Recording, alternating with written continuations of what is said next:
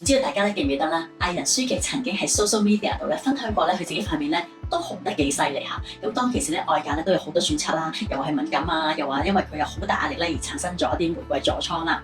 嗱，其實好多時候我哋一轉季啦，換護膚品啦，或者有時咩都冇做過，塊面可以突然間無啦啦又紅又腫。咁或者我教大家簡單去分辨3種常見嘅皮膚問題啦。第一，如果你最近轉咗一隻新嘅護膚產品，搽咗落去之後喺48小時之內，皮膚開始有紅腫啦、超級痕啦，好似氣合合嘅感覺嘅話咧，咁你就係有接觸性皮炎啦。第二，如果你紅嘅位置係集中喺 T 字位啦、眉頭、下巴或者係髮際線啊，甚至乎你發現可能係耳裏面都會紅嘅喎，仲隨伴住一啲黃色嘅油性皮脂。呢一個就係脂溢性皮炎啦。第三，萬一一朝早起身或者無啦啦突然之間發覺全塊面都係紅色嘅憂塵。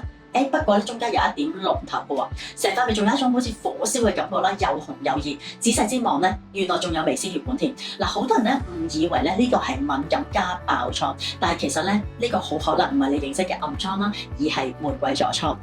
無論你遇到乜嘢皮膚問題，我建議大家嗰一刻立即停止用你嘅洗面奶、精華、面膜或者化妝品啦，暫時用一啲清水去洗住面，觀察住你先。如果皮膚又覺得熱啊、紅腫啦，唔係好舒服喎，可以用一塊濕嘅毛巾包住一粒冰，輕輕喺你覺得紅腫嘅位置敷一敷。不過提一提大家，千祈唔好將塊冰直接擺落自己塊面，或者將塊冰擺喺塊面太耐，因為咁樣會灼傷你嘅皮膚嘅。好啦，皮膚就算有咩變化都好啦，千祈